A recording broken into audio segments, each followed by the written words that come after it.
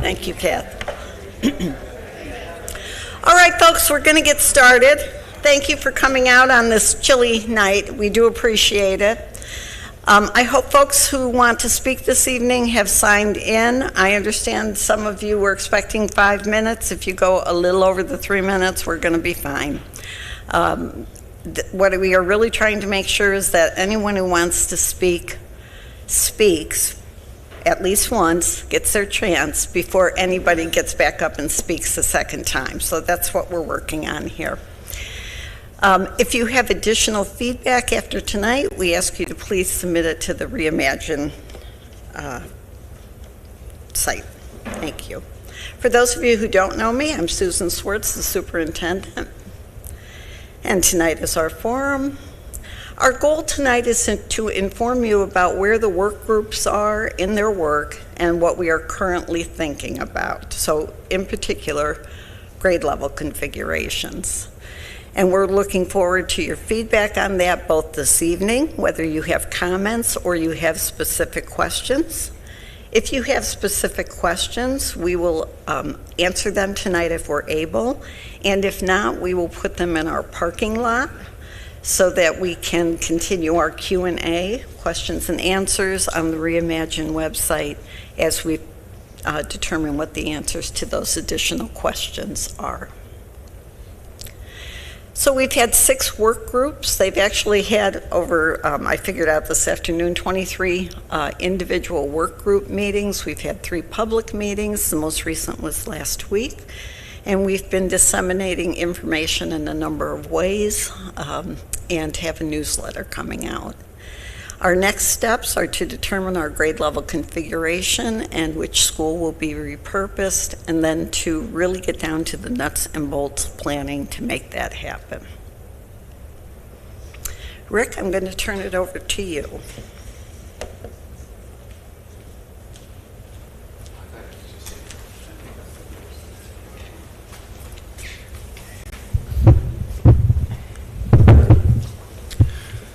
Thanks, Susan. I'm Rick Arquette, the Assistant Superintendent here at Scotia. Joining me up here at the podium is John Giannetti, our Lincoln Principal. We have been leading the grade level configuration subcommittee of the ROS process. And we thought it would probably be pertinent for us to just give a quick overview as to the progress that we've made over the past couple months with this work.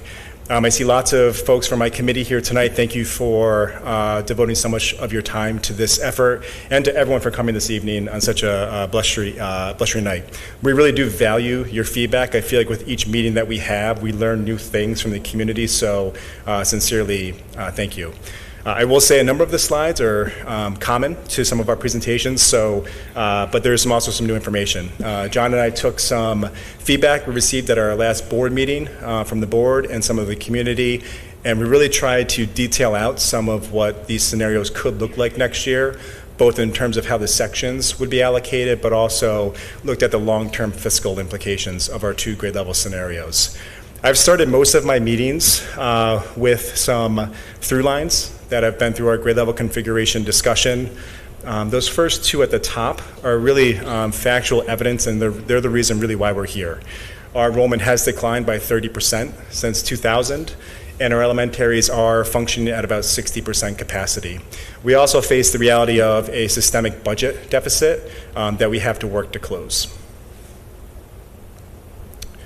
In terms of what the last couple months have looked like, they've been busy. Our ROS committees, like Susan mentioned, have been meeting regularly. Like I said, John and I have, with Mr. Hubble's help, led the grade level configuration group. They're a terrific group of individuals. I will say that in terms of the work that we've done, we spent a lot of time looking at the 2 scenarios, K through 5 buildings or grade level centers, and we really tried to brainstorm the potential benefits as a committee. Our committee, the grade level configuration group, plus the transportation/attendance boundary group, we did end up leaning towards grade level centers in terms of our recommendation to Superintendent Swartz. We also spent an afternoon, a good hour plus, with the elementary faculty talking through the 2 scenarios. We had really great, robust conversation with all of the elementary teachers. There were administrative facilitators, small group breakouts. The elementary group gave us a ton of feedback, including lots of questions and concerns. In terms of parking lots, it was about as full as a parking lot can get, but we had a great conversation. I would say that while there's no consensus, complete consensus among the elementary faculty, as a whole, they were leaning towards the K through 5 configuration. Our admin team has also been working diligently, looking at the scenarios, trying to dive into the logistics, serving as facilitators for both ROS committees and the elementary groups, and so they've been providing feedback as well. Tonight is a critical night for community input. We did begin to get input at our last board meeting on the 8th. And like Susan mentioned, after tonight, after you've had a chance to digest some of this information, please don't hesitate to email the Reimagining email address with any more feedback. It is critical. We are aiming for a recommendation from Superintendent Swartz on the grade level configuration at the December 22nd Board of Ed meeting, and hopefully we can have a board vote on that as well. In terms of the potential benefits, this list has been evolving since my group began working on it. It's also been vetted through the elementary staff as well. And you'll see that there are a number of potential benefits by maintaining the K through 5 system. We'd basically be going from 4 schools, 4 elementaries, down to 3. I'll summarize these benefits.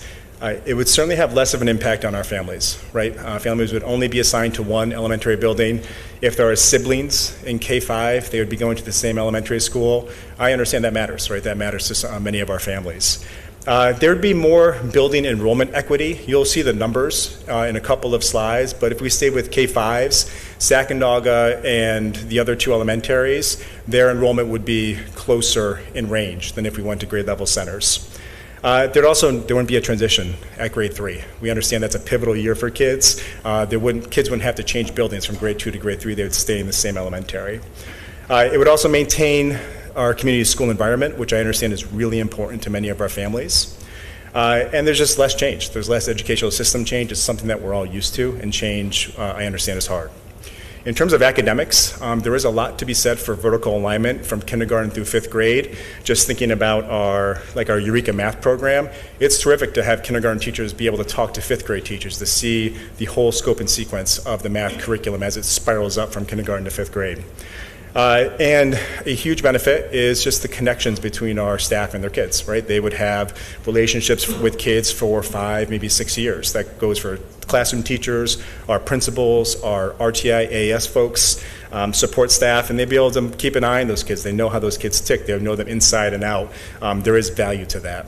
We also understand that the physical plant works, right? We know that our buildings are built K through 5, and so we're sure that the bathrooms function for kindergartners up through 5th grade. There's a strong likelihood that students would have a shorter bus ride. If we stay with K through 5 systems, they might still be long, but they could potentially be longer in a grade level center system. And it's also nice for our young students to have mentors that are older kids in the building and positive influence on them. In terms of grade level centers, if class size equity is critical, then this would be the preferred model.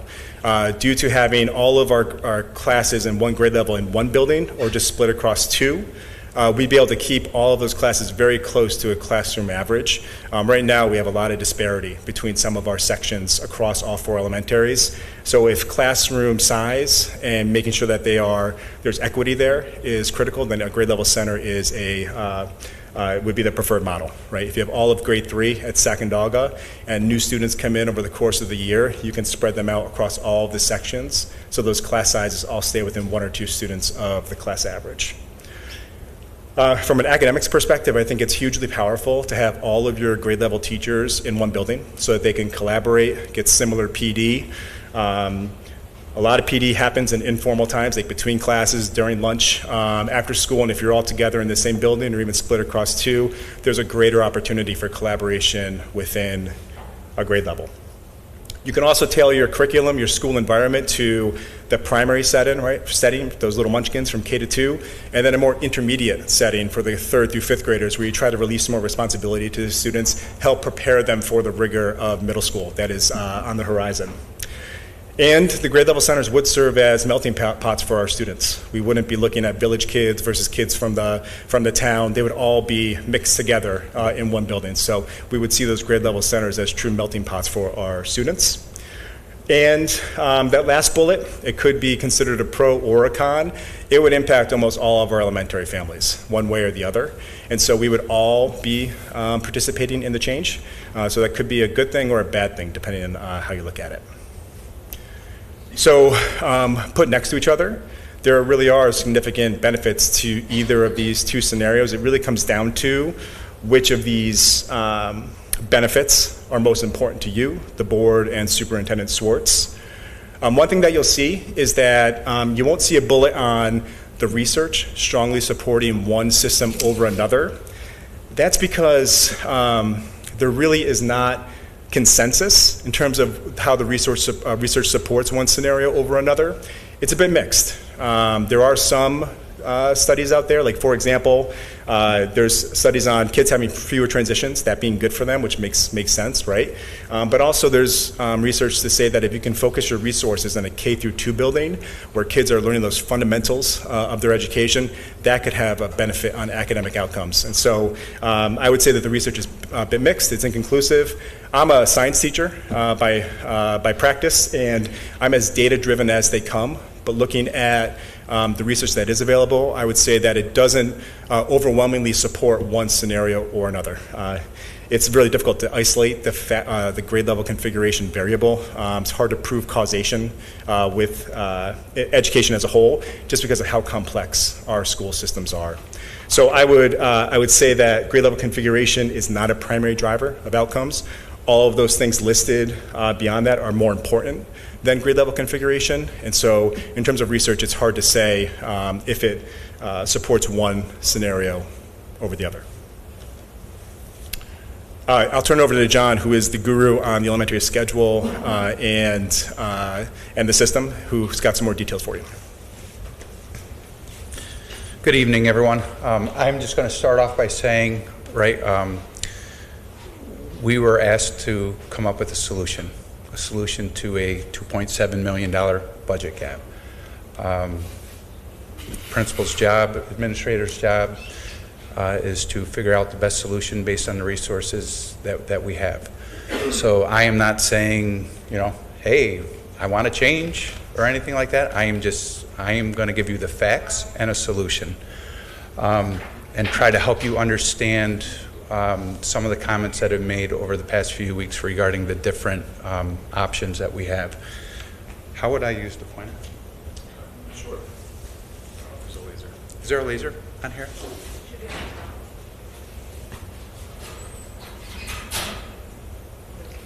No? Okay. So in this chart here, this just shows the current 25-26 enrollment and the current number of sections that we have. It's too bright in here. Okay. So the second column, we have 49 general ed sections that we have. Oh, there we go. So right here, this is the current enrollment, the average class size. These are the class guidelines that have been set by our school district. All the scenarios that we are presenting respected the class size guidelines. So in no scenario that the grade level center committee presented went over the guidelines. Next year, we had talked about that we think based on our enrollment and consolidating and moving kids around that we can get to 42 sections. It is under the assumption that our kindergarten enrollment will be higher next year than it is now, which is why there's 8 sections slated for next year. But we said that we feel that we could reduce between 7 or 8, if those numbers are not as high as what is projected by the birth rate, that we could eliminate between 7 and 8 classroom sections for next year.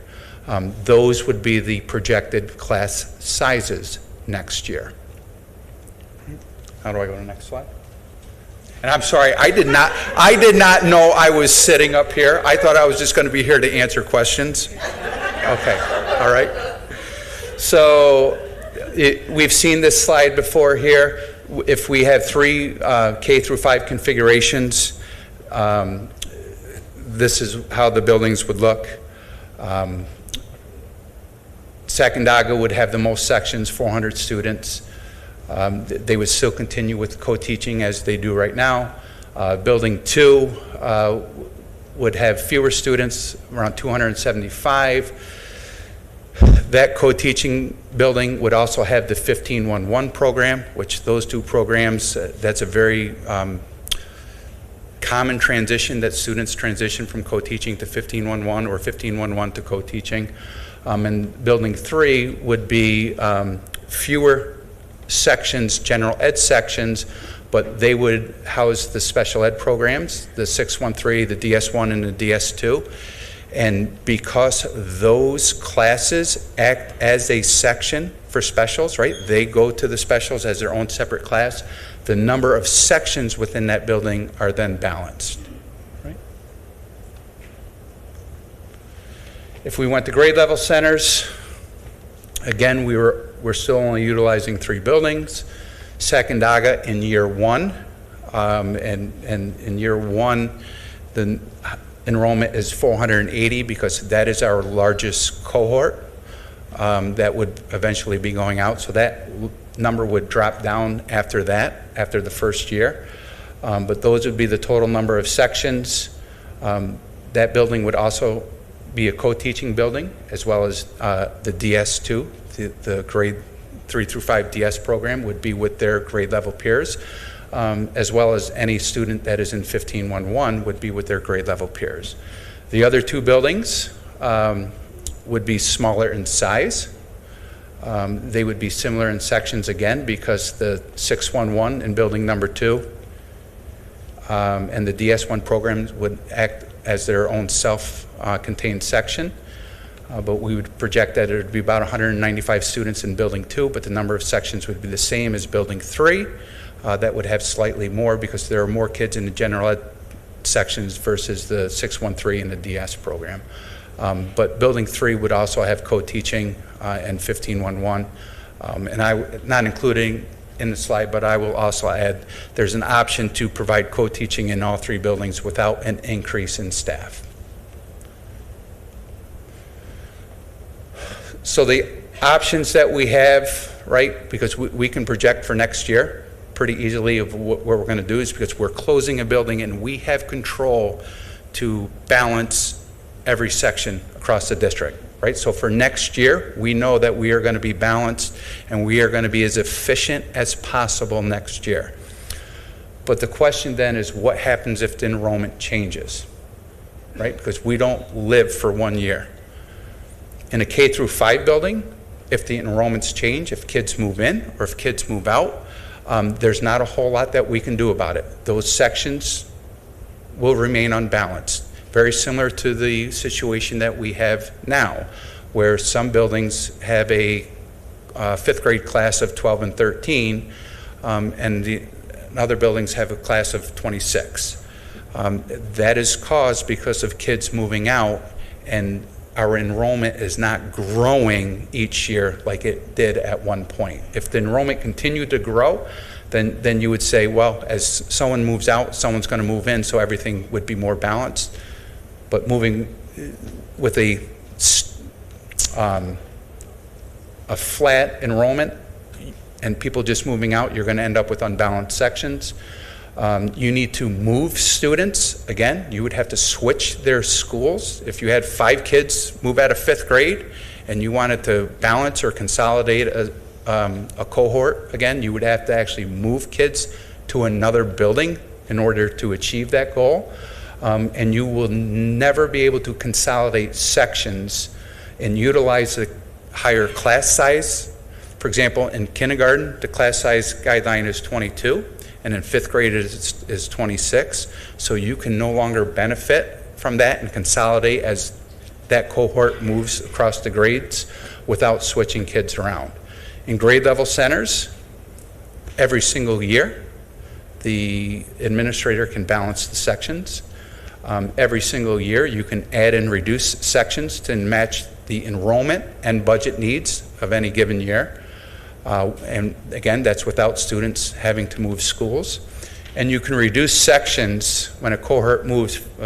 You have a cohort of in kindergarten that just barely touches the 22. By the time they are in 5th grade, you can reduce a section. And I will show you how that works, because I know that it's difficult to follow. And here we go. I apologize for all the information, but I'm going to show you what our district would look like across the next few years into 2029 and 2030 based on a few assumptions. This assumes, where we got here? Okay, this assumes that the kindergarten enrollment in 26-27 is higher, which is why there's 8 sections instead of 7, right? Because we are guessing next year that it is going to be higher based on the birth rate, at least for 1 year. But this is projected out that our future K enrollment is going to be more consistent to what we've been seeing over the past 5 to 7 years. All right, so you can see next year we are in great shape because we're efficient as possible, right? So it does not matter. This is the kindergarten through 5 model. This is your grade level center model. And this is where I had mentioned a couple weeks ago that next year there will be no budget difference between either model. It doesn't matter. We're cutting 7 sections or we're cutting 8, and it does not matter in year 1. And then I also said, however, moving forward, through a grade level center, you can always be the most efficient, and I'm going to show you what that means for the Board of Education, who's got to consider the budget when enrollment changes or when it stays the same, or if we have a budget gap.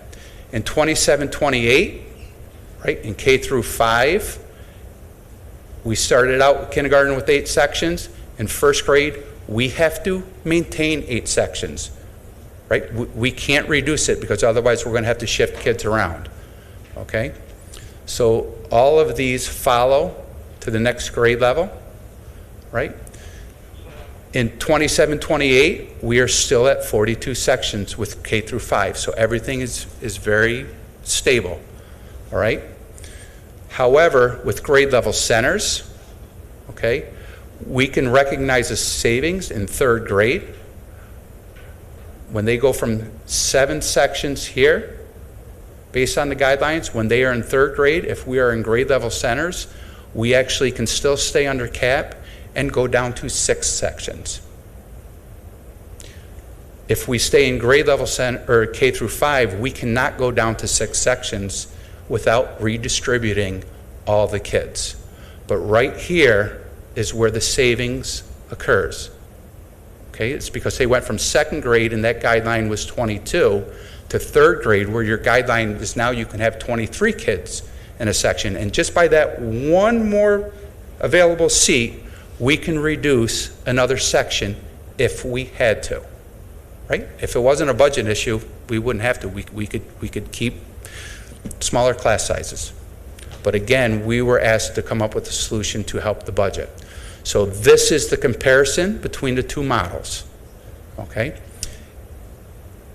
In 27-28, if all the enrollment stays the same, we could actually reduce 2 more sections.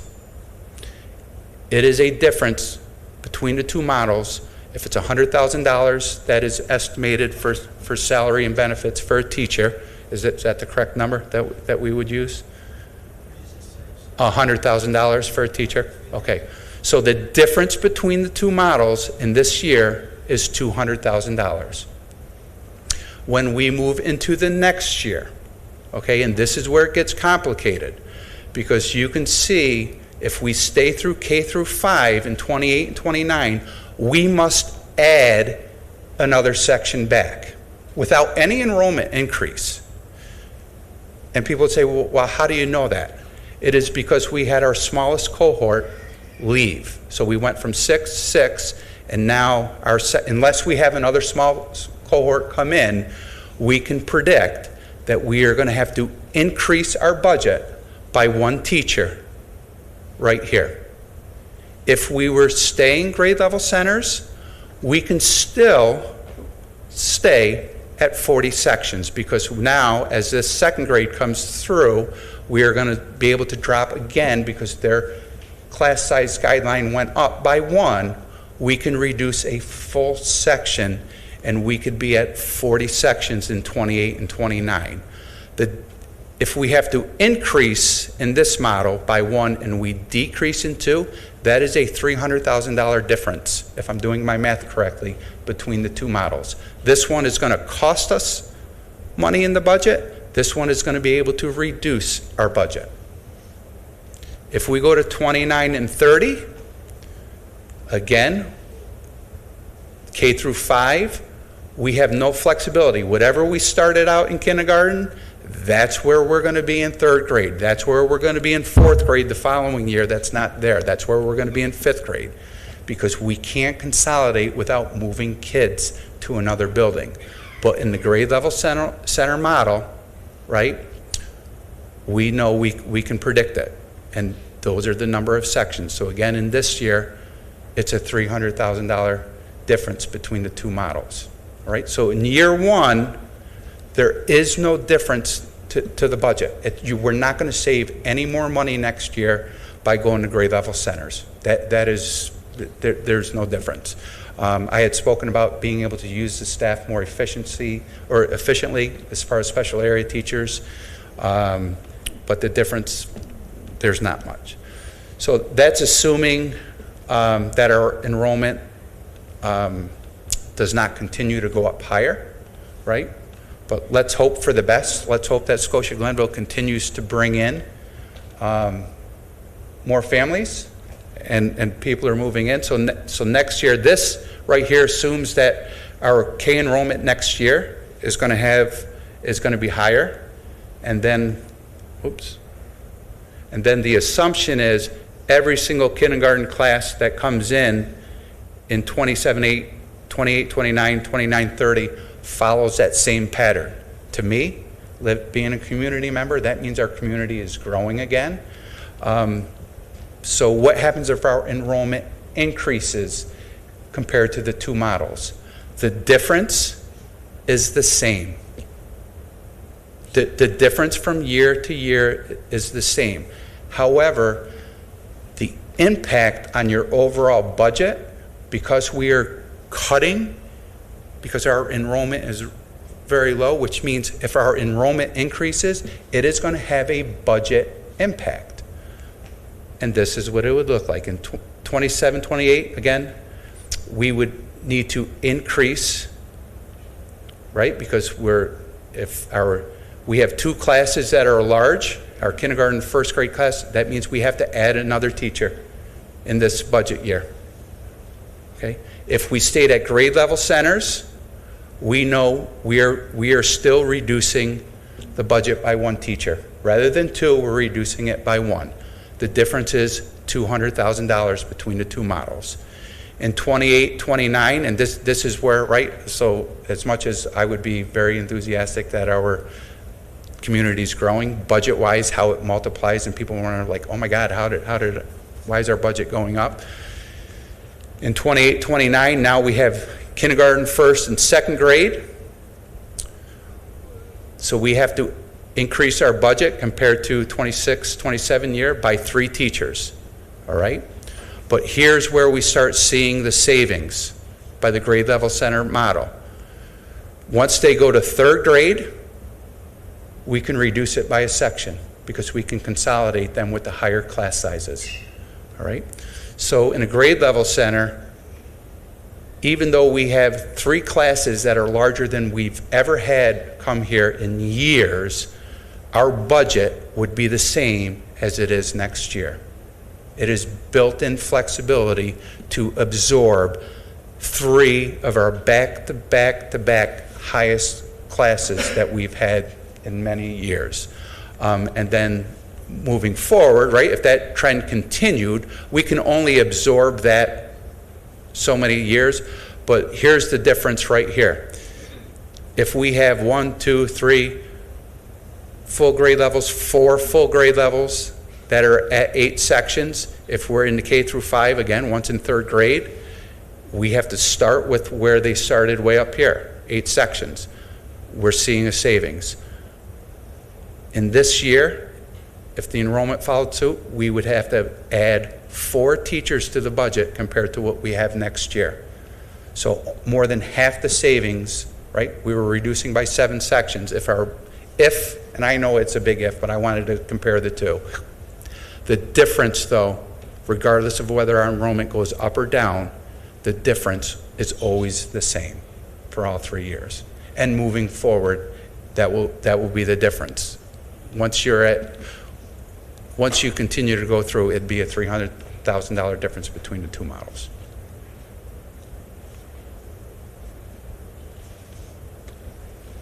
And I'm sorry if that was a lot. Sorry. Feel free to, yeah.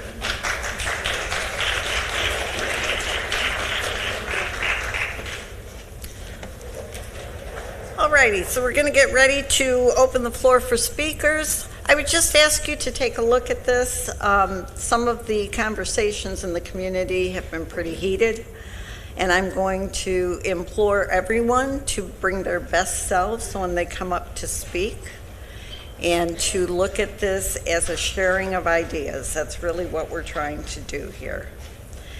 Kathy's going to call the speakers. Megan's going to be running a time clock for us. Again, I would ask you to try to hold yourself to that 3 minutes. If you're a little over, we're not going to shout at you, but I want to make sure everybody gets a chance to speak. So Kathy, that said. What?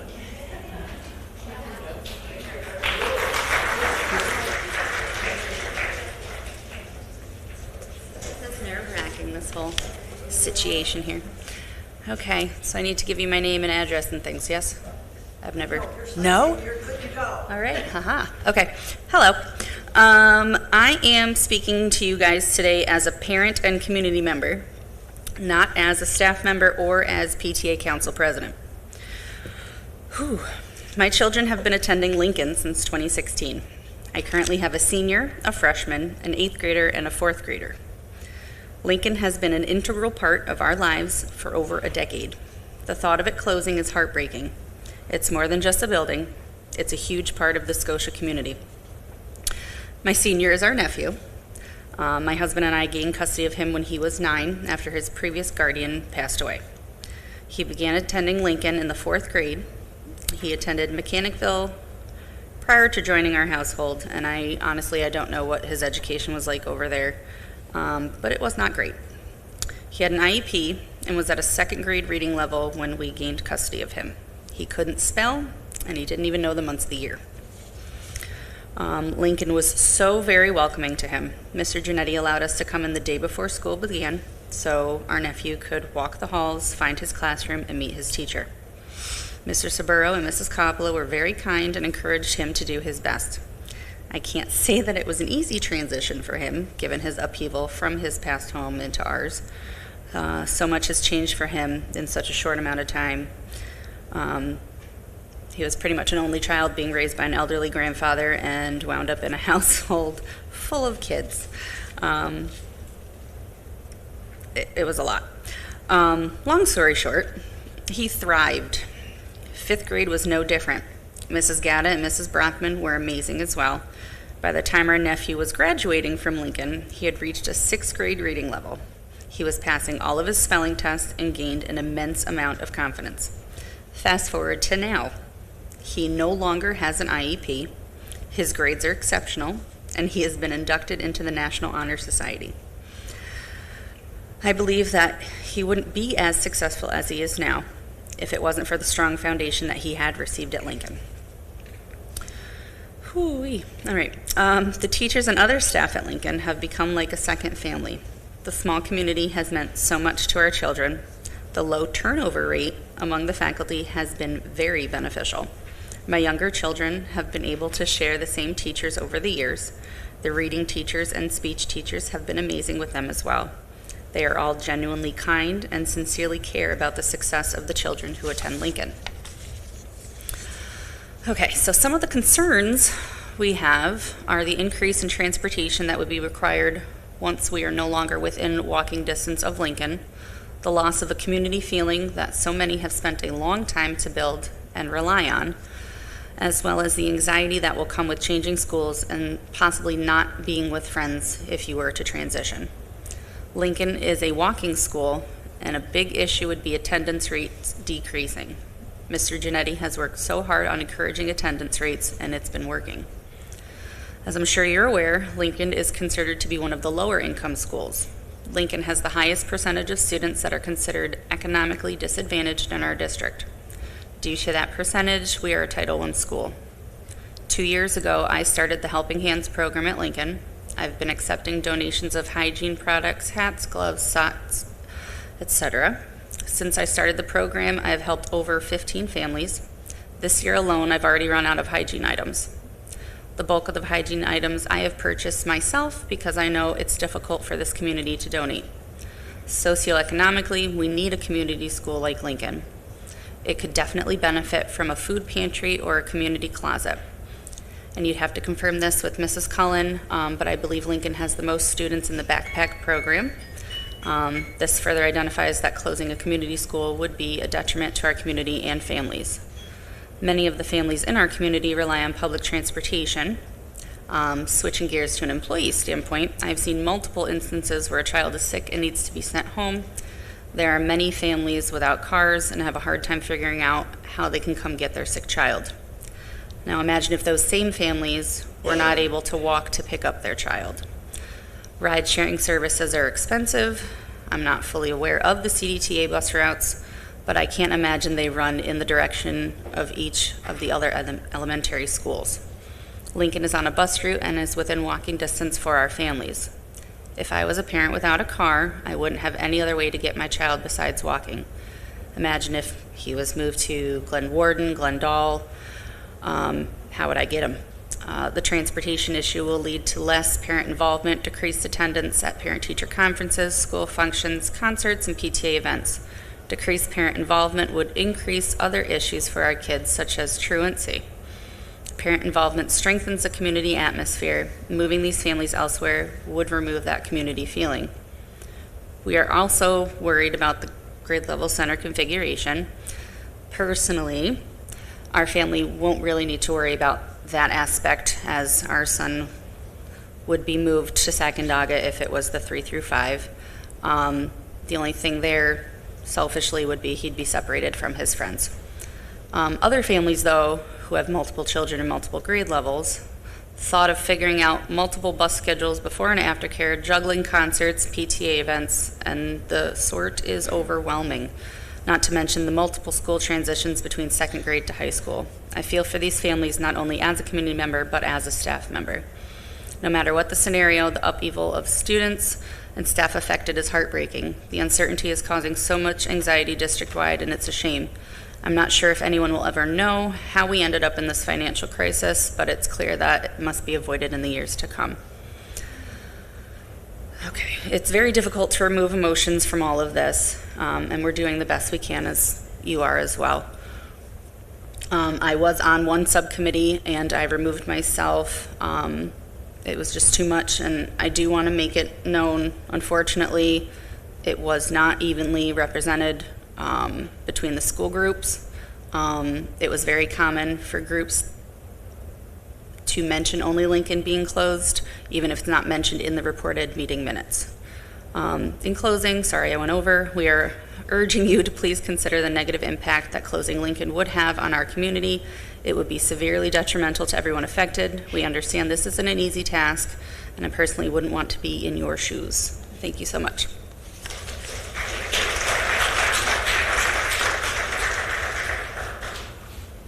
Diane Skabinski.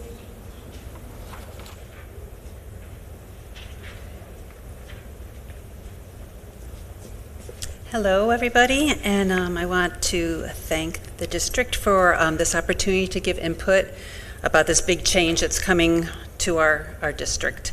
A little background, but to put my comments into context, I am a former Scotia-Glenville parent, My two sons went through the whole district, K through 12. I worked for the district for 21 years. I retired 4.5 years ago. I worked as a speech-language pathologist primarily at Glen Warden, but also at the middle school and the high school in my first few years. And now I'm a volunteer in the district. I sub occasionally, and I'm speaking also as just a concerned community member. I'd like to share my thoughts and concerns about the proposed grade level centers, with 2 elementary schools being K2 and 1 being 3-5. I'm very, very much in favor of keeping the 3 elementary schools as K through 5 buildings. My concerns are in 3 main areas, and many of them I saw up on the presentation for benefits for the K-5 building, but the lack of educational and financial rationale for doing this. The research doesn't really recommend doing this. The lack of continuity and connection for students is a concern, and the disruption factor and the logistical challenges. So back to number 1, I haven't heard a compelling reason to do this, to make this big change. Mr. Arquette said at the meeting Monday there would be no financial benefit, although now I just learned from Mr. Giannetti about benefits with projections and assumptions of how our enrollment goes going forward. A long time ago, I was on the steering committee for changing from a junior high to the middle school model. And I was on the steering committee and the social aspects subcommittee. Mr. Kavanaugh oversaw that steering committee, and he presented to us research that showed that transitions, having multiple transitions, is detrimental to student performance, student connection, just overall their experience in school. A friend who just finished her master's degree also cited that she had research that had been presented in her coursework about transitions being not a positive thing, like more transitions than in other situations. And Susan commented from Monday when she was asked directly that there was a study from 2020, but it was an urban school district, and it did show some benefits, but it's hard to take that and place it on our school district in terms of it showing the same thing. And like there are multiple factors, and that was mentioned in the presentation. Switching schools more frequently causes a loss of connection, and being connected to all those people that have been mentioned. A student gets a new teacher each year, but all the wraparound people stay the same. If they get counseling from a social worker, if they have speech language services, if they're a librarian, media specialist typically stays the same. There's just all that community connection that I think is very helpful to a student and their positive experience in a school in those early, really formative years. Like we mentioned, reading, recess, lunch staff, all of those. I feel like it creates stability and a feeling of being known, and therefore feeling secure and being equipped to be a learner, being equipped to be a better learner in their classroom. The third point is about change and disruption. We've said, you've probably said it 100 times since the fall, that change is hard. But I do feel like the closing's going to happen, but reconfiguring the grade level centers is going to turn the disruption factor up. Am I up to 5 already? No? Okay. All right. Okay. I'm almost done. The logistics, I did dismissal sign out for 15 years. The logistics of families trying to pick kids up, siblings, first grade, fourth grade, whatever, at a similar time schedule of dismissal time, Halloween parades, parent conferences, so many things. Logistically, I feel like it just fragments things. And I don't think fragmenting families and fragmenting those kind of meaningful community involvement activities is a positive thing. All right. Susan often says, what do we want for our students? And I think we all agree. Everyone here wants to make this change in the least fragmented, least disruptive way possible for our students so they can have a very positive year next year in every way. So thank you to the Board of Education members who are here for the service, your service to the district. Thank you to our school district officials here for your guidance. and information. We really appreciate how people are working together, and you're open to working together to make this happen as positively as possible.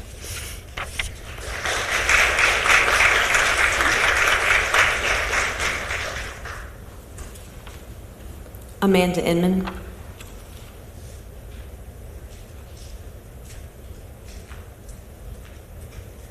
Hi, everyone. I'm a little less prepared than the people in front of me. I did not create any notes or anything, so I'm just kind of going to wing it. But I am in a bit of a unique position. I am not only a staff member at Sacandaga, I also have children in currently grades kindergarten and second grade, so with immediate impact from changing to grade level centers. I've also been a part of the district for my entire life. My parents worked at Sacandaga. I went there, so I'm really dedicated to the district, especially Sacandaga, a little bit biased. But I would like to speak directly regarding the grade level centers. Having seen in my job, I'm the secretary, I'm in the office, I see our families, their family dynamics, the way students, how they get to and from school, what it's like for their families to pick them up. And not only my other families, it also will directly impact me, but this is really about the greater community and not just myself. So just pointing out, I would really implore everybody to think of this. I understand that it's a budget issue, and this whole closure is stemming from a budget deficit, and we need to make up money. And I completely understand that. However, I'd implore you to think of it on a people level. Think about the students, think about the families, because at the end of the day, although we need to save money and there are studies and numbers you can assign to everything, I don't think it's fair to assign students and their families a number. I don't think it's fair to look at them as a digit, something on a spreadsheet. Realistically, when it comes down to it, although you can have all the arguments in the world for how this would be helpful educationally, academically, it's not going to be beneficial to these families and these students if they can't get to school, if they are unable to drive their kid, if they can't configure before and after school care now for two different students going to two separate schools.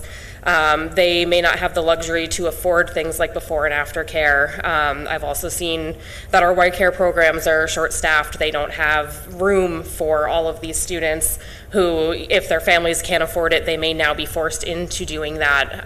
There are wait lists a mile long. It's just not logistically going to be helpful, beneficial, realistic for many, many families who struggle with transportation, expanding things like expanding walk zones.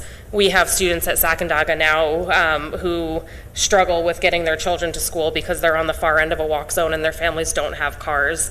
I know many of these topics were touched on by the prior speakers.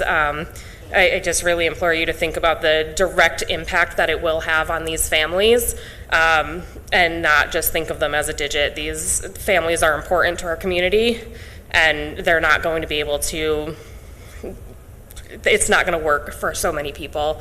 So I just implore you to think about it in that way rather than just assigning families and students as a numeric value or a digit on a spreadsheet.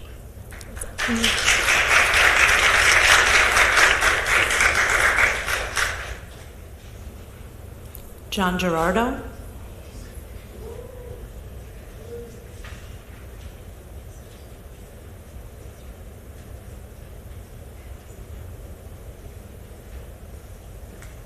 So I can promise I'm going to be super brief because a lot of the stuff I was going to say is kind of already touched on, so I appreciate that.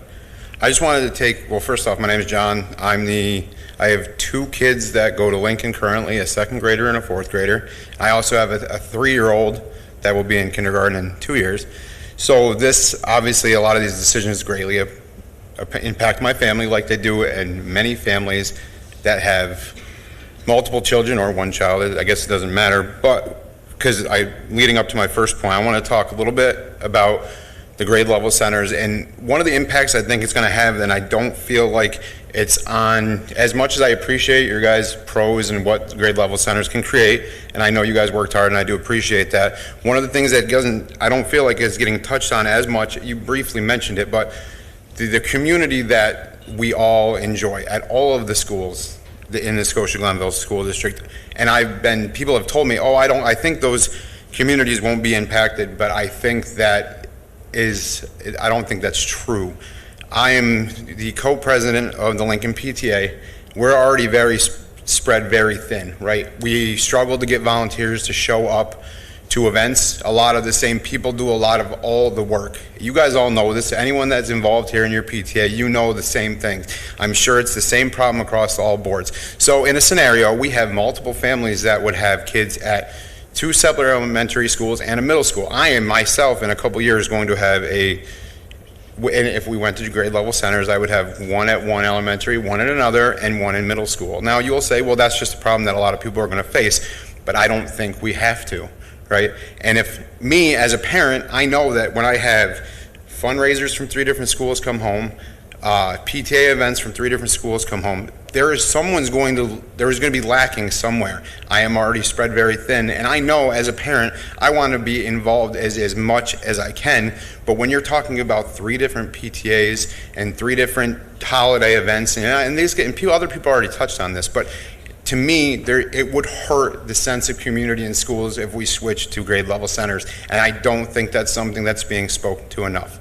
And I'm not going to touch on any more of that because I think that I'm going to leave opportunity for other people. The other thing I just want to point out, I want to piggyback on what Amanda Comstock talked about a little bit. My kids, obviously, I said already, they go to Lincoln. One of the struggles that Lincoln has is we have 40% of our children belong to homes that are below the poverty line, and we will be greatly affected by that. The sense of community they have at Lincoln will be greatly affected. As Amanda already spoke, I don't need to speak on that anymore, but I just wanted to point out that we sit at that 40% poverty line. I want you to think about that when considering what building. I don't want to point out what other buildings should close. I don't think that's fair. I just want to say that the community of Lincoln and the community of the village where we are in the village would be greatly hurt by that. And that's all I have today. So, thank you.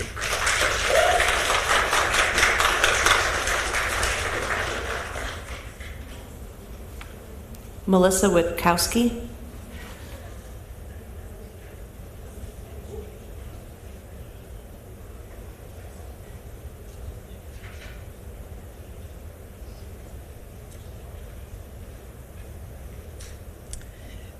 Hi, folks. My name is Melissa. I'm a 4th grader at Lincoln Elementary. Thank you for giving me the opportunity to speak tonight. I am here as a deeply concerned member of the community to express my strong opposition to the potential proposed closure of Lincoln, one of our Title I community schools here in our district. The school is not just a building, it's a place where students feel safe, supported, and valued, many of them in ways that they may not experience anywhere else. Closing this school would create an enormous gap in our community, one that will not be replaced. Title I schools exist for a reason. They support children and families who face barriers that many other kids do not. Many parents in our community, as we all have mentioned, do not have a vehicle, and they rely on being able to walk to school or use nearby public transportation. This affects far more than your daily drop-off and your daily pickup. It impacts parents' ability to attend PTA events, participate in parent-teacher conferences, and come quickly to school if their child is sick or needs immediate attention. A walkable neighborhood school is not a convenience, it's a necessity for many of our families in our community. For many parents, the fact that their children can walk home from school is the main reason that they do not need Y-Care. For members of the board and anybody else here, for those of you that don't know, Y-Care for only one child in the afternoon is $365 a month, and that's only for one child. Many of our families simply cannot afford that. And I do agree with you, and I apologize, I don't remember your name, but you are right. When we are growing, how is Y-Care accommodating these kids? Because yes, this will increase the need for Y-Care, and they're not going to be able to accommodate that. With Lincoln currently serving 40% of our school population, roughly about 80 families at the poverty line, this would be a huge issue for our community. For many of our families, Lincoln is not just a school, it's a lifeline for them. On a personal note, my son has ADHD and a 504 plan, and the support that he has received at Lincoln has been truly life-changing for him. The teachers and staff, they know how to reach him, how to encourage him, and how to help him stay on track while feeling confident and capable. So much so that he is now the Vice President of the Student Council, and he is an IOPL. Because of their dedication, he is now performing above grade level academically, something that would never have been possible without the stability, understanding, and individual support that he receives at Lincoln every single day. Losing this environment would be devastating for him and for many other students who depend on that consistent care. Another significant concern is the decision-making process itself.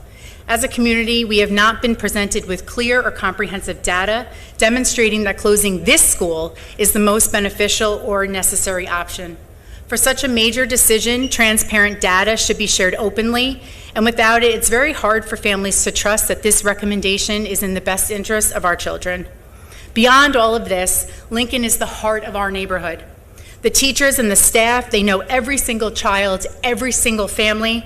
They understand their needs, and they provide care that goes far beyond academics. The relationships, trust, and stability built here simply cannot be replaced. Removing this school removes a community anchor that our families rely on every single day. Also, what is the plan for the soon-to-be fifth graders, as we know this is going to greatly impact them? For most of them, they have been in the same school with the same friends for 5 years now. They will face a transition next school year and then again the following. I haven't really heard much of that being talked about. Have we talked about potentially keeping them together next year to help minimize that impact or help ease that transition? I understand that the board faces complex challenges and difficult decisions, but I ask that you consider the human impact, the emotional toll, the academic consequences, and the inequity that this closure is going to create. When we talk about schools, we are talking about children. Children who need consistency, children who depend on trusted adults who show up for them every day, and children who thrive because of the community and support that our school is providing. Closing Lincoln is not just a logistical shift. It's a disruption of stability, relationships, and access. And without transparent data, without an unbiased review process, this decision feels harmful to our families who will be most affected in the Scotia-Glenville community. I urge you to reconsider the potential closure of our community school. Thank you.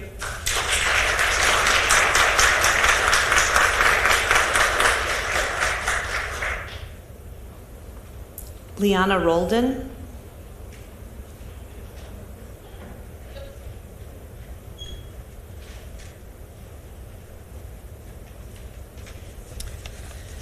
Good evening, members of the board, district leaders, and community members. Thank you for giving me the opportunity to speak tonight regarding the proposed repurposing of our schools within our district.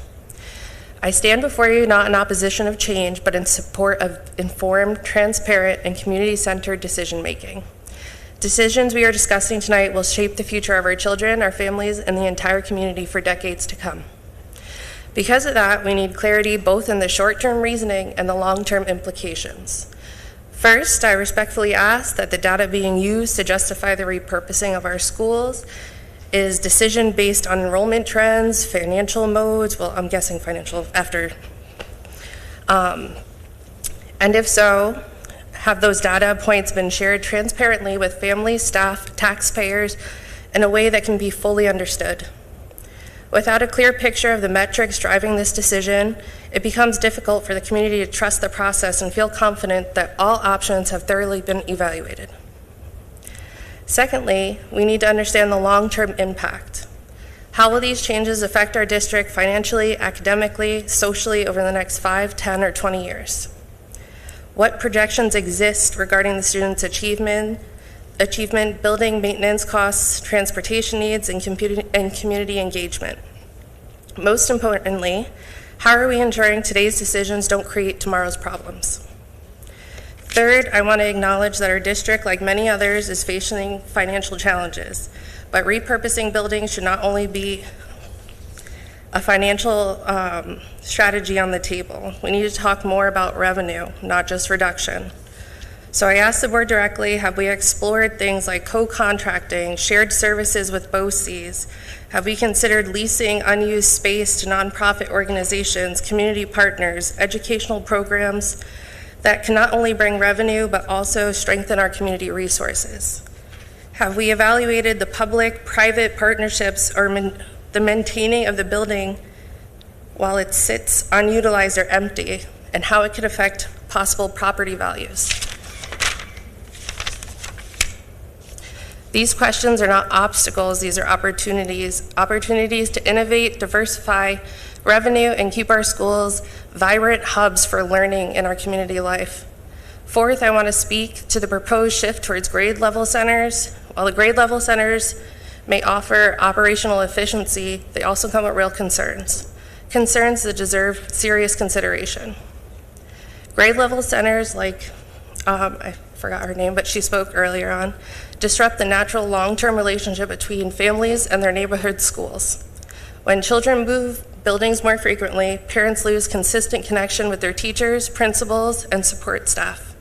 These relationships are foundations of a strong school community.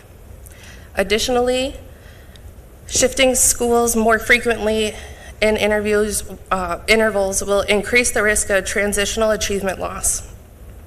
We know stability matters. Students, especially the most vulnerable, thrive when they feel known, supported, and grounded in a consistent learning environment. With that being said, I would hope there'd be something in place for the incoming first and fourth graders who would have the most transitions in this proposed grade centers. If our goal is to strengthen the academic outcomes and our family involvement, we must ask ourselves whether grade level centers help or hinder that mission. And finally, I want to emphasize that this conversation must go beyond academics. Schools are not just educational institutions, they're community anchors. They are places where families gather, where children feel safe, where identities are shaped, and where the neighborhood finds connection. Decisions about the school building is ultimately a decision about the community health, family engagement, and long-term district identity. So tonight I'm asking the board for three things: transparency in the data and the reasoning behind the proposal. 2, comprehensive long-term planning for the look beyond the cost cutting and include revenue generation and community partnerships. And 3, the commitment to preserving the relationships and stability in our children and families depend on. Our community is ready to collaborate. We ask to be included and meaningful in the process to ensure every alternative has truly been explored. Thank you for your time.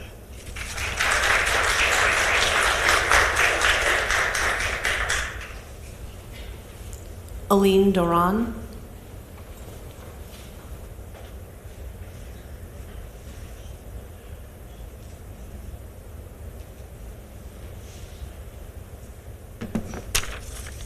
Hello, thank you so much for the opportunity to come and speak to everyone this evening. My name is Aline.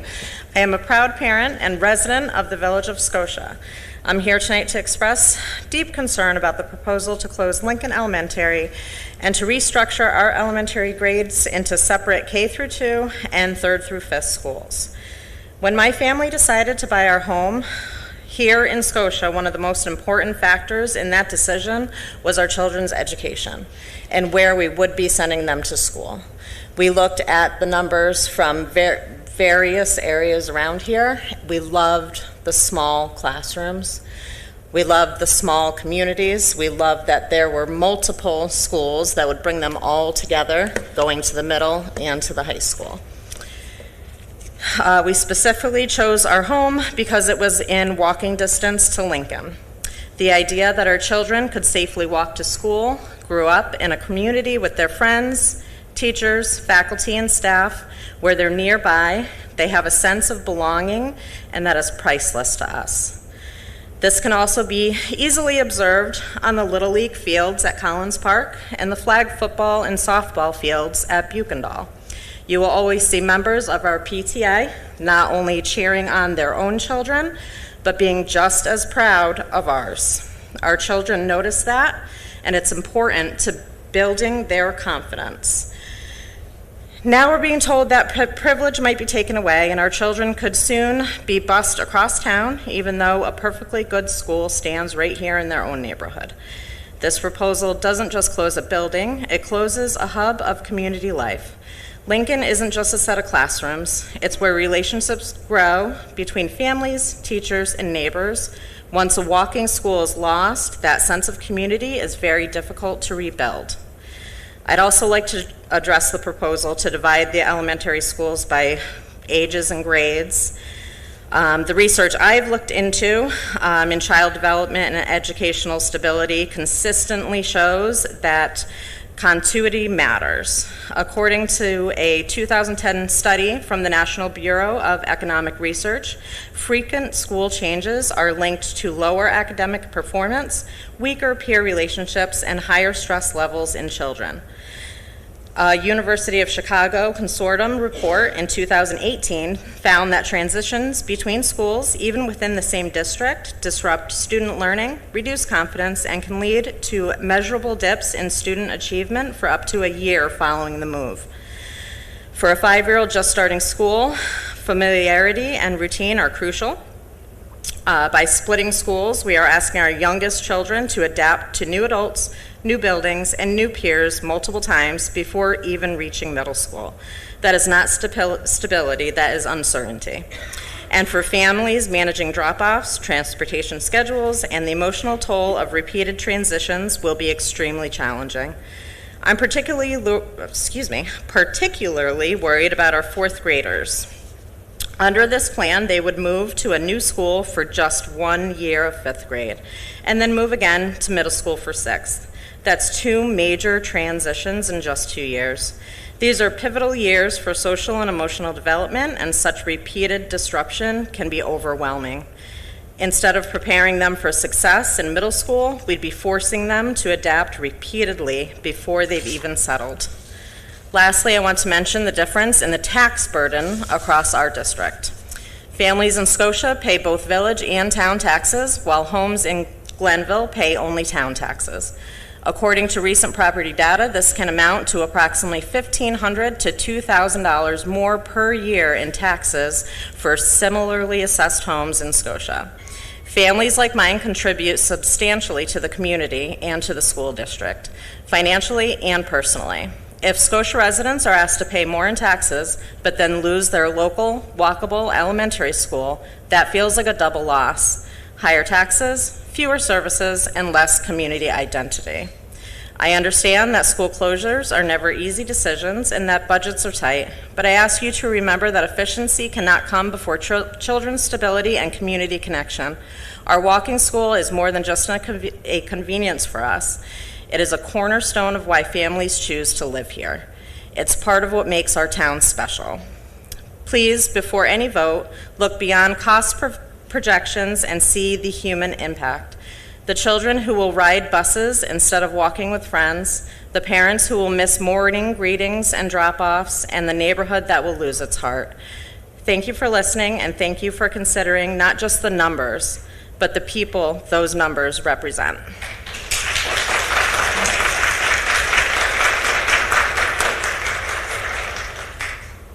Heather McCord.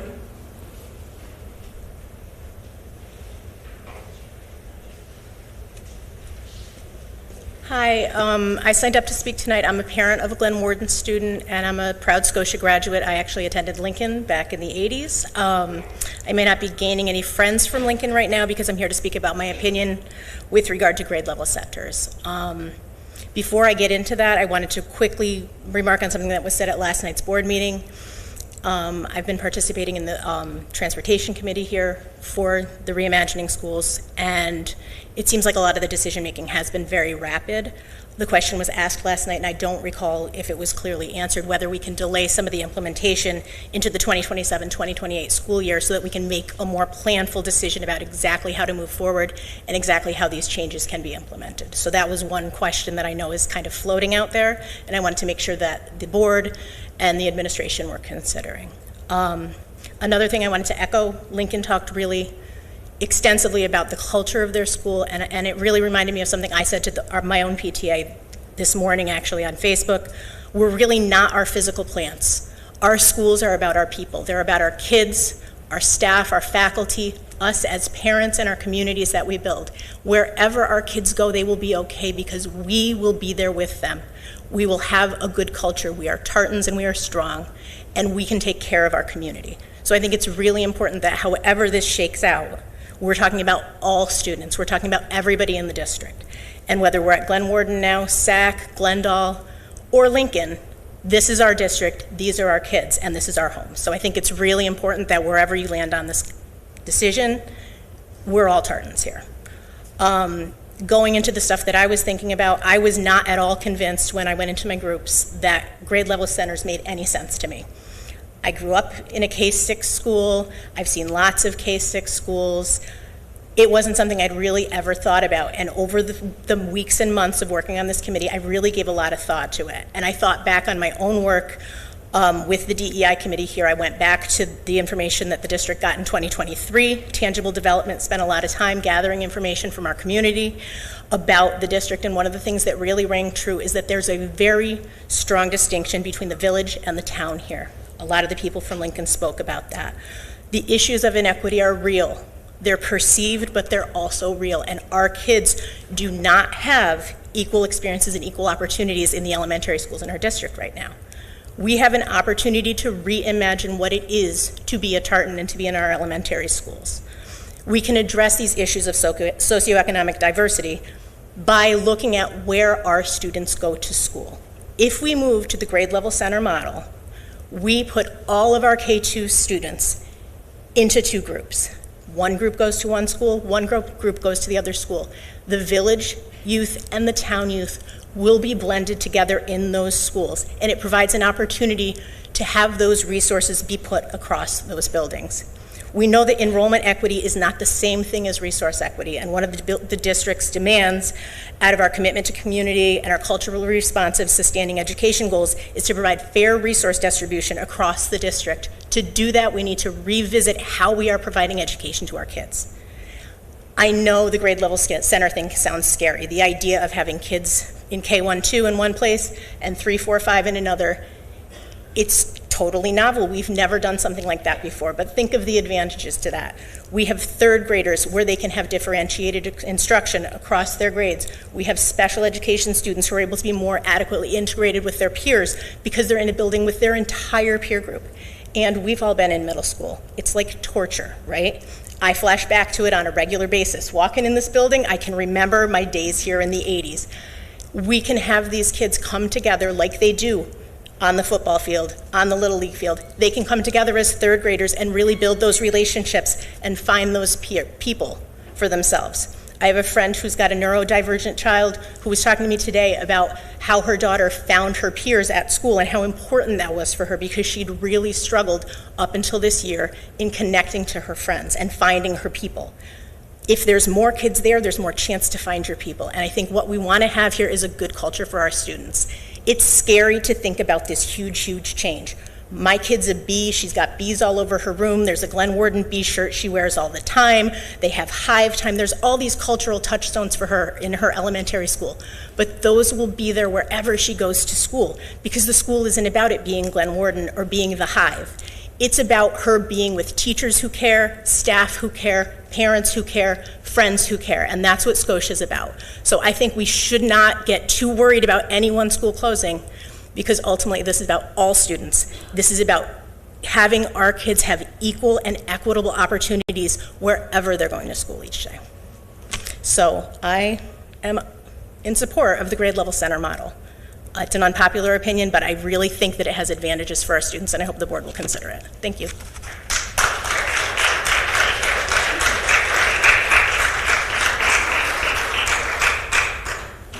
Kay Williams.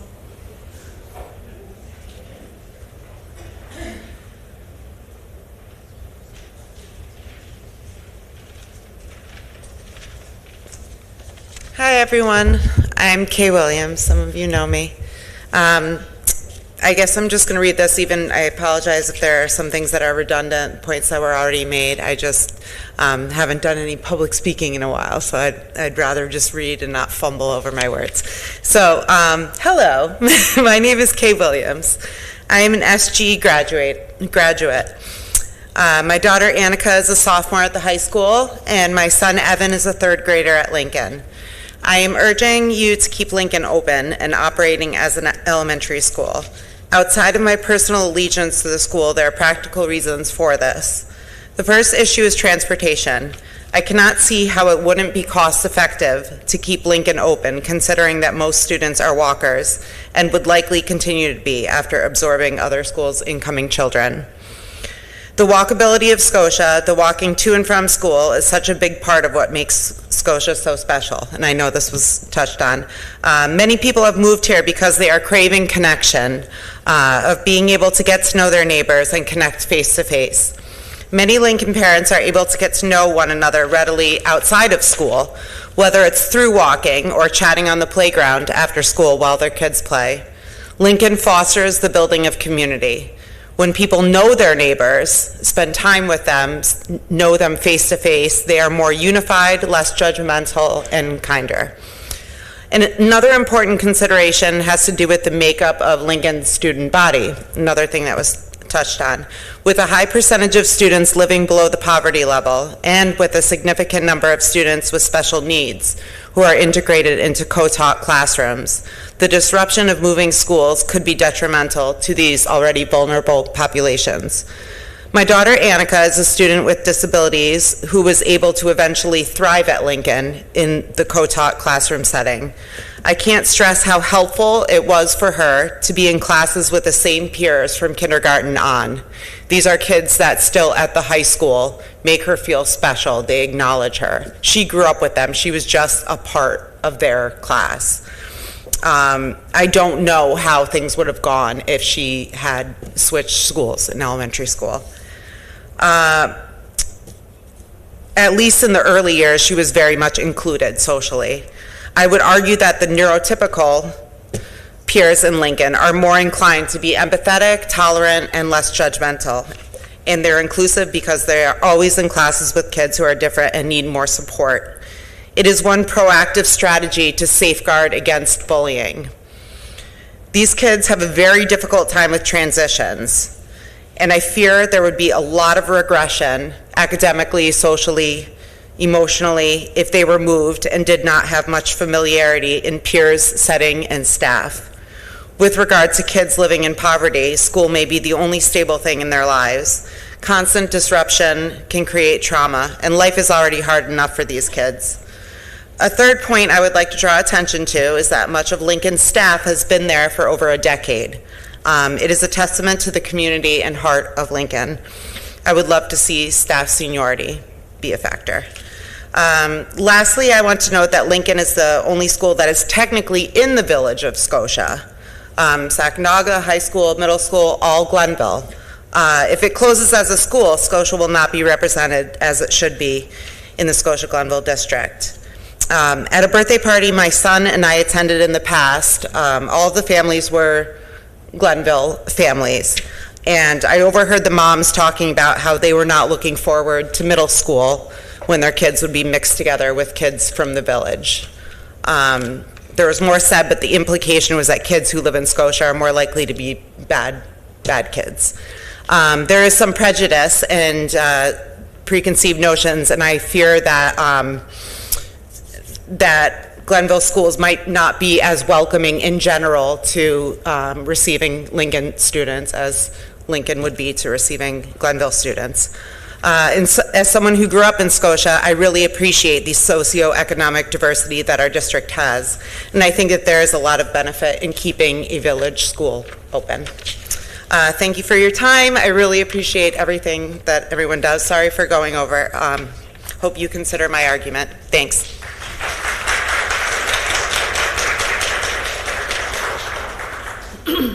Sorry. Christina Darkangelo Wood. Hi. I am a teacher at the high school. I'm also part of the union, but I am not talking from that perspective tonight. I want to talk to you as a community member and a parent of a 2022 graduate to give us some historical perspective of some things that we've gone through. Just a couple of things that Rick and John talked about. I think that yes, there is a benefit to streamlining the academics, but I know now that we have 2 academic heads that are going K-12.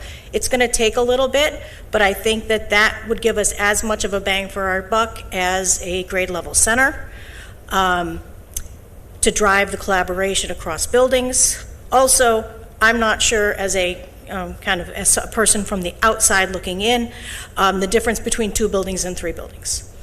Whether you could collaborate across 2 buildings. If you've got kindergartners in one building and kindergartners in the other building, you can't guarantee that they're having the same experience. Yes, you could at Sacandaga because all of the students are in the same building under the grade level centers situation.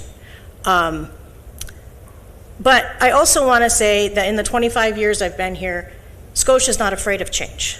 Scotia has made some significant changes. My daughter was part of the change where we went from a transitional kindergarten, where they went to school half day for half the year and full day for the second half of the year. And we changed to a full day kindergarten. And it was hard. And we had a meeting like this, and we talked about it. And it worked out, and the students rose. We as adults seem to have much more difficulty with the change than the little ones do. Also, she was in a class of about 110 at Sacandaga. Just at Sacandaga, I saw that some of our numbers are like 130, 130. So she had 4 sections of kindergarten. And then due to some major budgetary issues, we had to change from 2nd grade to 3rd grade. They went to 3 sections. And they had to go out above the board recommended cap. The cap was 24. We had 26. Now, in this case, we were kind of promised when that change happened that we were going to get extra supports in those classrooms to support the teacher that was going from a class of 18 to a class of 26. Kids got lost. We also moved into Common Core at that same time. There was a lot of change. And it was not done well. We didn't support where we needed to support. We also went from a weekly rotation of specials to a 6-day rotation of specials due to budgetary concerns. My daughter had an excellent experience. She went to Sacandaga, and she was not what you would call a setting anything on fire kind of academics. But she got to go as a 4th and 5th grader down to Miss Gilligan's class and read to the 1st graders. This was the only thing that motivated my child at that point. And having the opportunity to help the littles in her building was very important. I also was listening to the budgetary concerns. Rick's slide said 2 million plus. John's slide said we could save 300,000. That's still a giant gap in cash. So I know that grade level centers, this seems like a good opportunity to do it. I personally don't think it's the time. I think if we're going to make this major change, we need to do it, and we need to do it well. Thank you.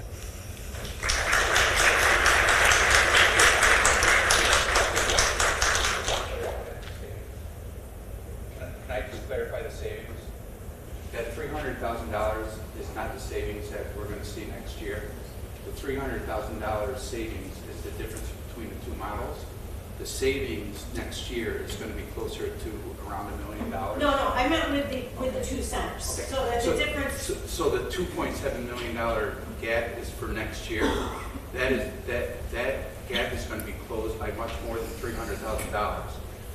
The difference moving forward, the difference between the operational budget of running those 2 different models, that is where I'm projecting between $200,000 and $300,000. Which is a drop in the bucket when you sit through the March meetings. Even the March, I've been through many March meetings. I just didn't want people to think that we were only saving $300,000 next year.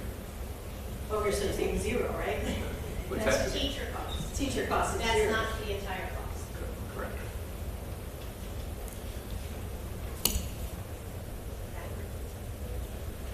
Correct. Zachary Bushnell.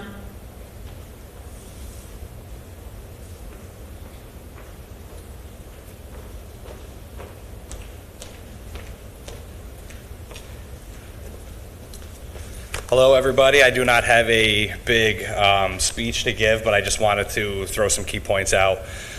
First off, my name is Zachary Bushnell. I graduated Scotia-Glenville High School in 2012. I went to the school for 1 year in 8th grade, and then I went to high school for all 4 years of my high school career.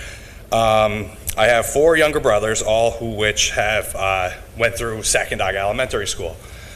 Sorry if I seem nervous. I never speak publicly, but like I said, 4 younger brothers who all went through Scotia-Glenville Elementary School. 3 graduated, 1 is currently in the high school.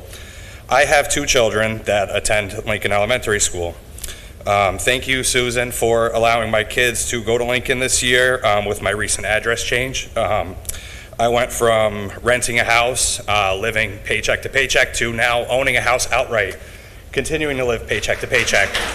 I still live paycheck to paycheck. So now I am a school taxpayer, and I feel like my input would possibly help. I want to thank Mr. Giannetti and his faculty. They're very great, very transparent, very attentive to all the children's needs and their safety. That's the biggest thing. I can't tell you my middle school, elementary principal, any of that. I can tell you my high school principal, but I know my kids will know him for their lives. And I also want to thank all the volunteers on all the committees. It is a lot of people and a lot of decision making and thoughts to go through. Things I want to hope that the committee considers, or the committees consider. They have done a lot of work. It seems like there is still a lot to talk about. With going through the grade level centers. I've heard that Lincoln might get closed. I don't know what schools are getting closed. I'm just more of looking at like the layout of Scotia and the schools themselves, and just logistics of bringing kids to school, bringing them home. Some people can't bring their kids to school via a car. Some people do have to rely on walking. So I would like for the consideration of Lincoln to not, be closed. I don't want Lincoln getting closed. Recently they've had renovations. Is that a potential loss to the school district? But bus consolidation should really be looked at if you do close a school like Glendale or Glen Warden. I don't hear that happening, but my take would be, the kids at Glen Warden would get split up between, Glendale and Lincoln. Lincoln would get split up between Scotia and, whichever schools based off of where the children reside. I think that, keeping Lincoln would be the smarter choice as far as, bus routes, bus maintenance, gasoline, costs, things like that.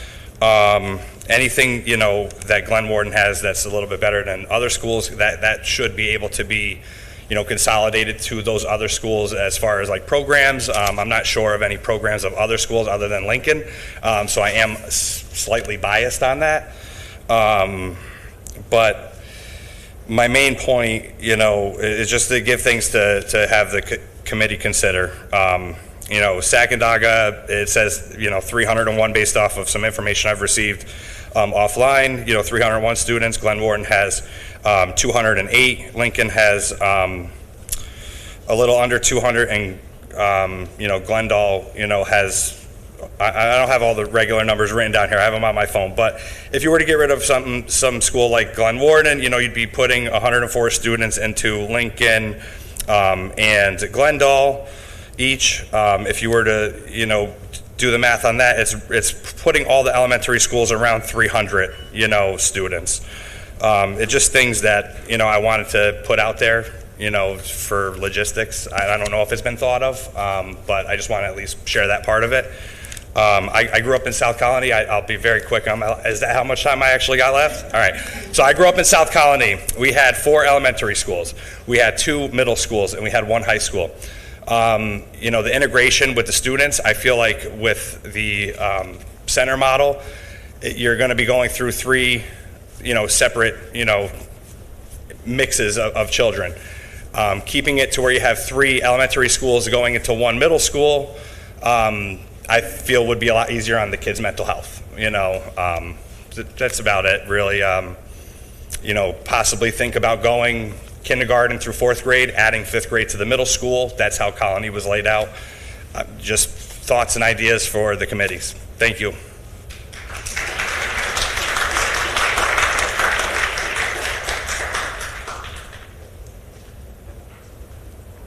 Amy Marlette.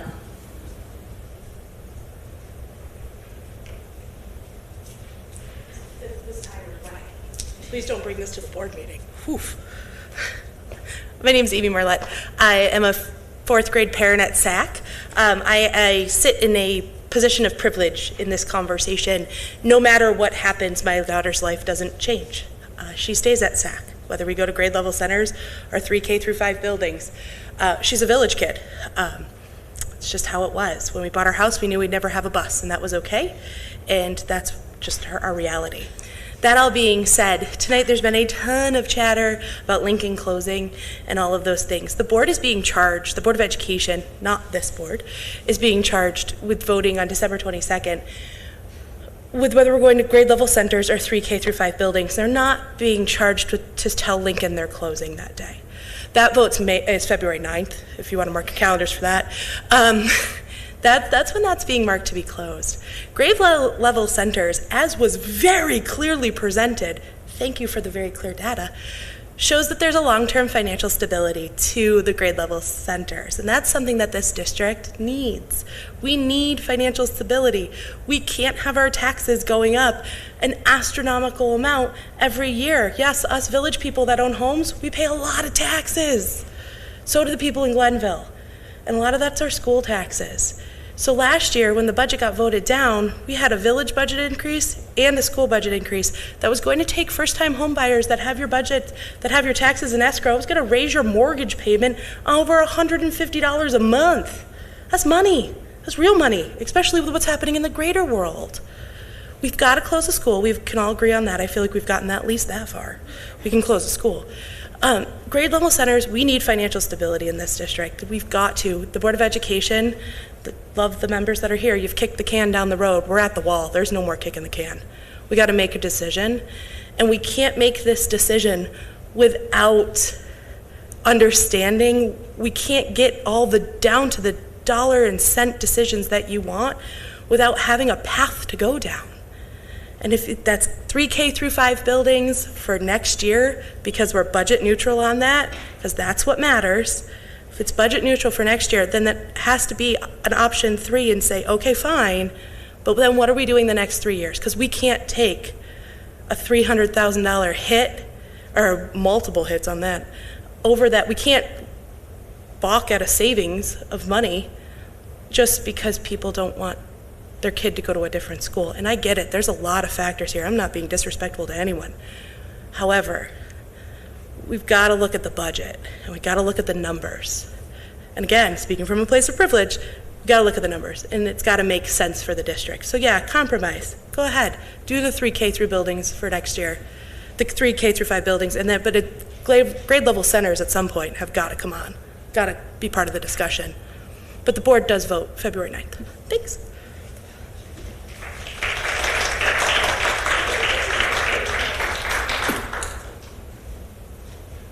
Gwen Palmatier.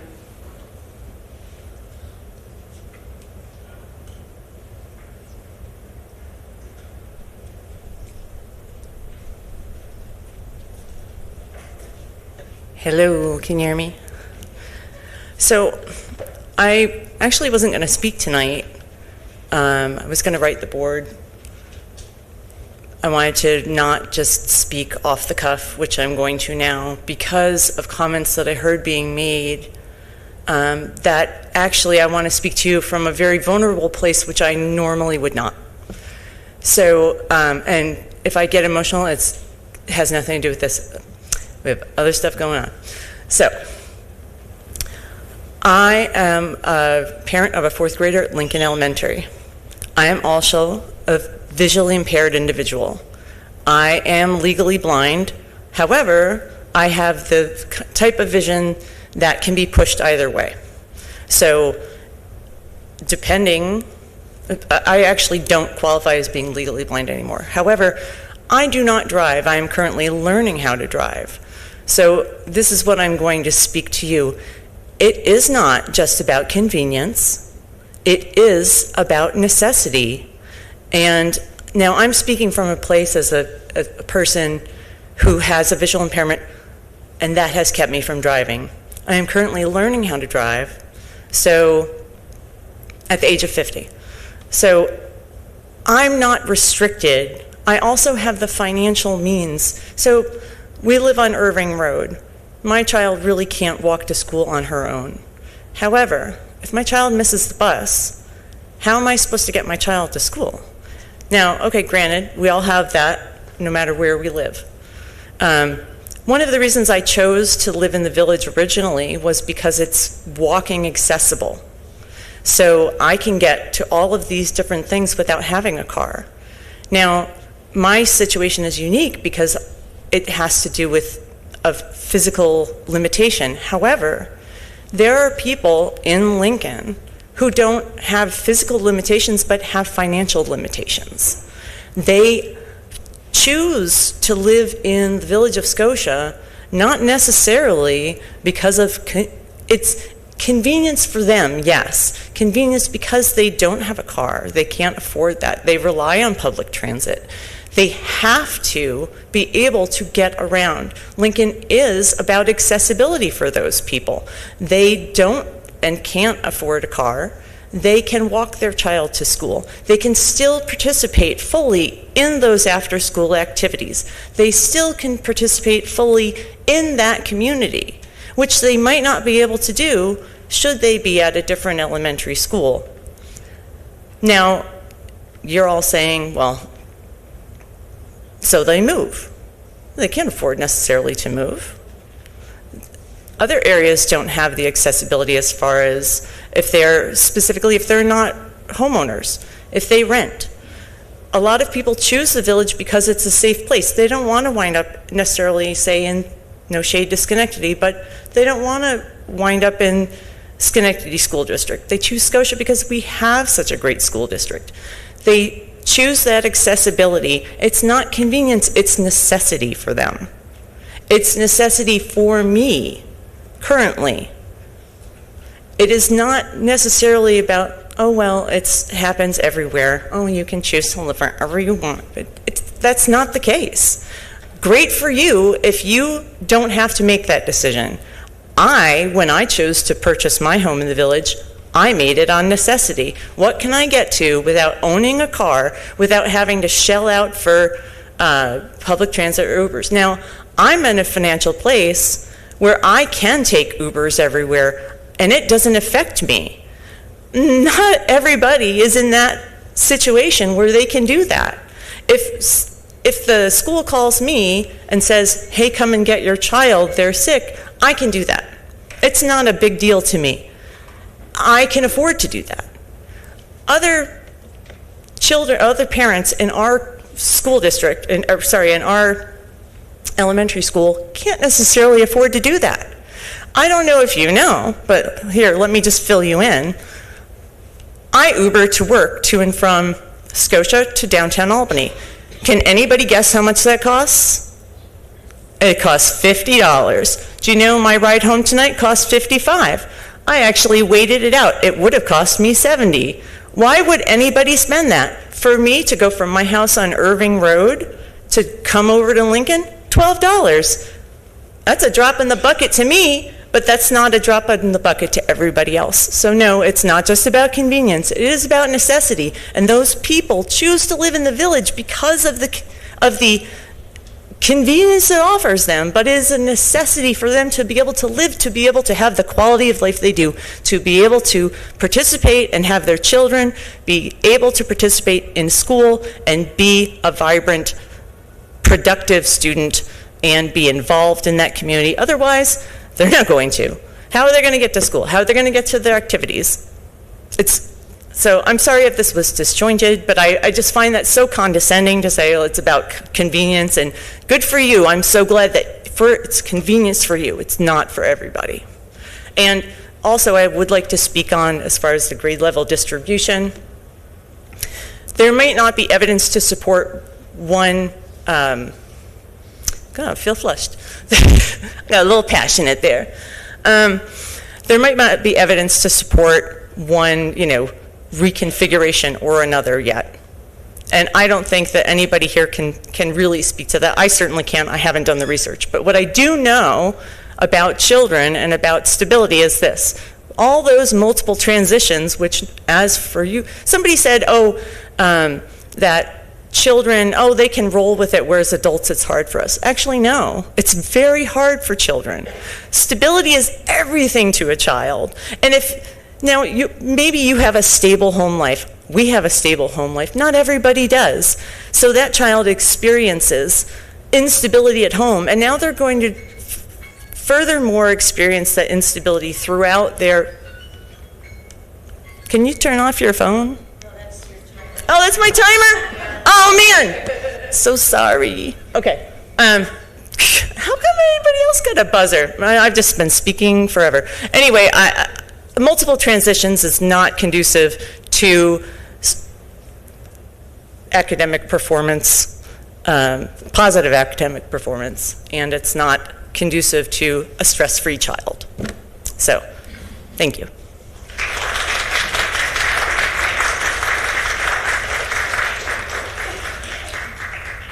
Danielle Huba.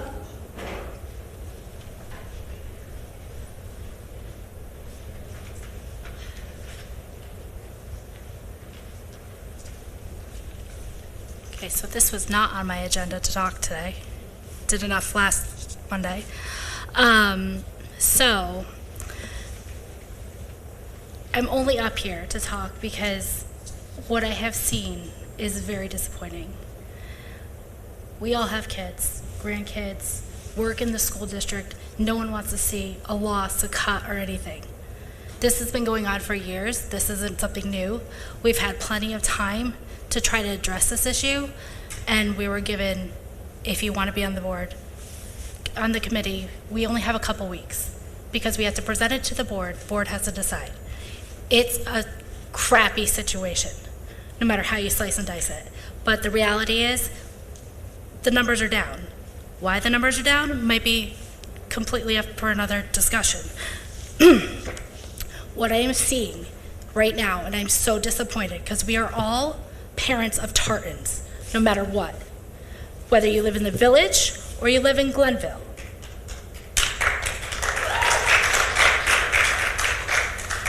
I don't want this to divide anybody because you know what? I have, again, 5 kids. Graduated, senior, middle schooler, first grader, and an incoming kindergartner for next year. This is gotta pull us together, not divide us. And I keep hearing about, I pay village taxes and I pay school taxes and Glenville town taxes. Village taxes, Glenville town taxes have nothing to do with the school taxes. I'm sorry. I'm not saying I'm better than you. I've never taught my children to judge somebody by where they live, what they look like, how they act, who they love, or anything else. We are tartans. We need to pull ourselves together, get our mindset out of this whole division, town versus village, and all that other stuff. I understand there's a logistical aspect of this, but come the end of the day, one or all of our kids are going to be affected. And if Lincoln stays open and Glen Warden or Glendale closes, those kids are going to have a transition too. So compassion needs to go across the board. My son is in a special ed class who has been torn apart if you watched the other meeting. He's going to have a transition. It's going to happen. And you know what? We're going to work together as a community, as a school district, to get these kids through it no matter what. And it's our job as parents and community members to hold the school district responsible, no matter what happens. I'm sorry, I'm very tired. I don't feel good. A little emotional. But one other thing is, keep in mind, I'm on the committee, and they did talk about flex zones. So you go flex zone, and just because you're a Lincoln student now, you might not be a Lincoln student next year. And the same thing goes to Glendale or Glen Warden. The only one that I've heard is like safe is SAC due to it being SAC. Sorry, lack of better words.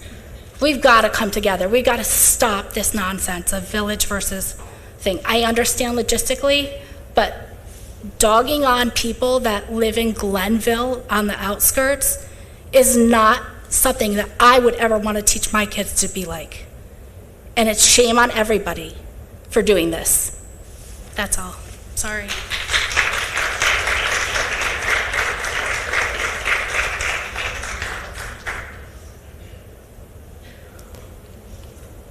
Jennifer Dripitko.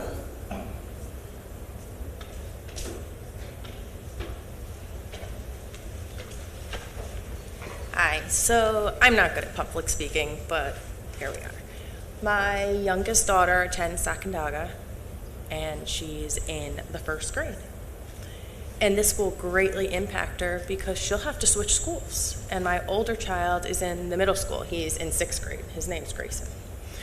And this year has been incredibly hard because we are at Sacandaga, so it is a completely walking school district. For me, anyway. We don't get bused. But I can go and get both kids when I need to. If she is moved to a different school, she's going to be on a bus. How do I pick up my kid at middle school and make sure I'm home for the bus when I have to get her off the bus? Or do I then need to put her in Y care, which she's never had to be in because I've always been able to retrieve her? It would be logistically a nightmare. And I know my son can walk home from the middle school. It is freezing outside. I don't know if you guys know. And I know some people have to, but I have the ability to pick up my child, and it's going to be more logistically hard on the parents who can't do that. What if they can't? And Y care is full at Sacandaga. There is no openings. Even if it was and all the kids could go, so if I need to have my child go to Y care at a different school, say Lincoln if she's moved to Lincoln, or Glendale, is there even going to be openings? Because there is a wait list a mile long at Sacandaga to even get into Y care. How do those kids, how will it affect the parents that need to transport their kids and need to be able to pick them up or get them off the bus? Because if I could put her in Y care, then I could go when I needed to. But if there's no Y care, I have to be home and I have to get him. And how do you do that? And she's in the first grade, so next year she'll be in 2nd grade and she'll have to go to a different school. And she's already anxious about school. She doesn't like school. It's not her favorite thing, but she goes because she has to, and she has her friends there.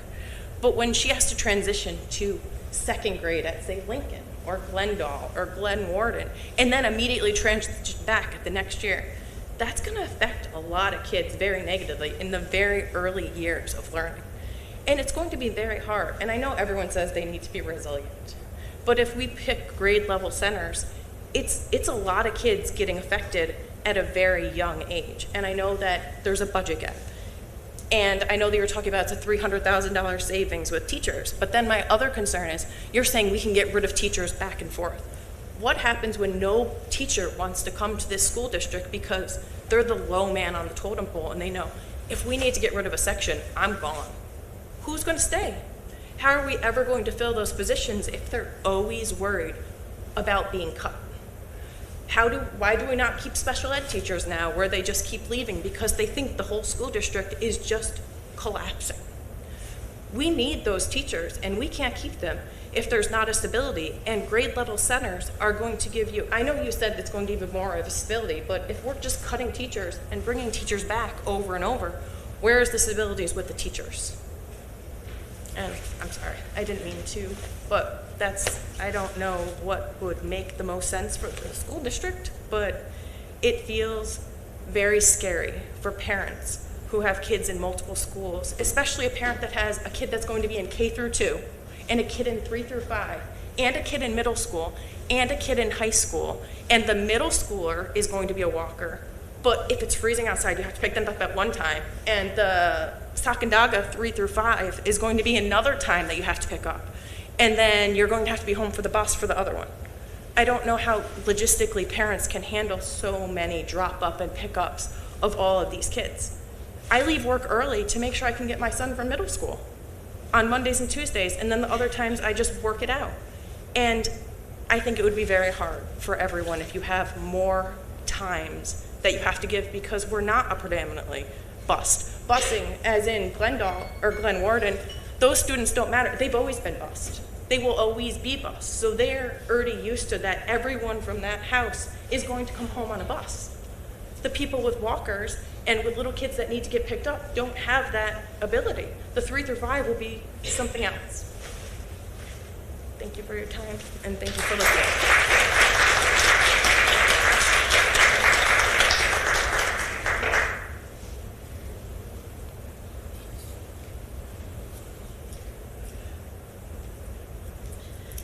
Everyone who has signed up to speak has had an opportunity to speak, so I would just ask now if there's anyone else who would like to speak tonight. Seeing no one.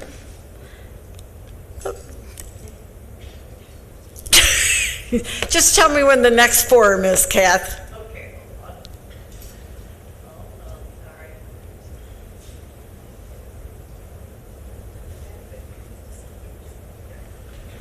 All right.